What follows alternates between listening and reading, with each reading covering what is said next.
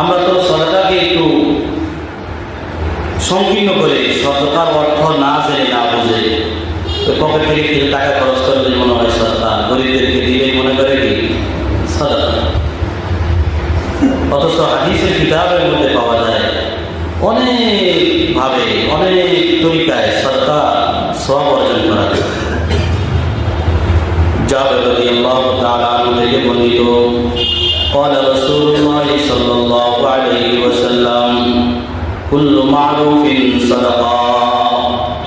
সমস্ত নেক কাজ, ভালো কথা, ভালো কাজ, এগুলো সদকা। সুবহানাল্লাহ। এই যে আমি আপনাদেরকে বলতেছি কিছু কথা, দিনী কথা শুনাইতেছি, এটাও কিসের সওয়াব? বলেন সদকার সওয়াব। এগুলো সদকার সওয়াব। জাওজা স্ত্রীর পিছনে টাকা খরচ করলে এটাও সদকার সওয়াব। সন্তানের পিছনে টাকা খরচ করলে এটাও কিসের সওয়াব? সদকা। ফ্যামিলির দায়িত্ব আদায় করলে এটাও কিসের সওয়াব হয়? সদকার সওয়াব। ভালো কথা, কাউকে উত্তম কথা শোনানো, এই যে আমাদের তাবলীগী ভাইয়েরা নামাজের শেষে আরাম দেয়, বাকি নামাজের পরে ইমান একিনের কথা হবে। কিসের কথা হবে ভাই? ইমান একিনের কথা। এটাও কিসের সওয়াব? আলোচনা করে আরম্ভ করলে অন্যদিকে চলে যায়, সময়ও পরবর্তীতে সময় মানে মূল আলোচনা শেষ করার জন্য সময় পাওয়া যায়। আবার আমার মুসল্লি ভাইরা একটু আস্তে আস্তে আসতেছে, ধীরে ধীরে আসে। কিন্তু জুমার দিন এটা মুসলমানদের ঈদের দিন, নাকি ঠিক হবে ভাই?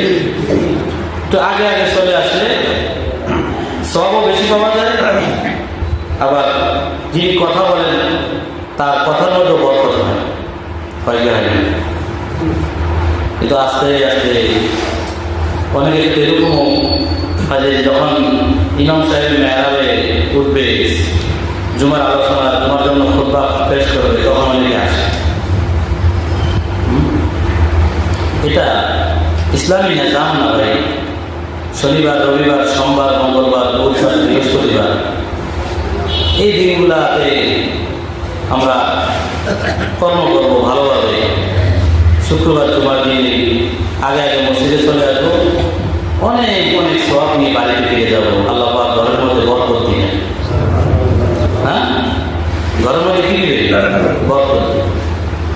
আর যে আলোচনাগুলো হয় এগুলা অন্তরের কানে আমলের নিয়ে শোনার জন্য চেষ্টা করবে। কিসের নিয়ে? আমলের নিয়ে।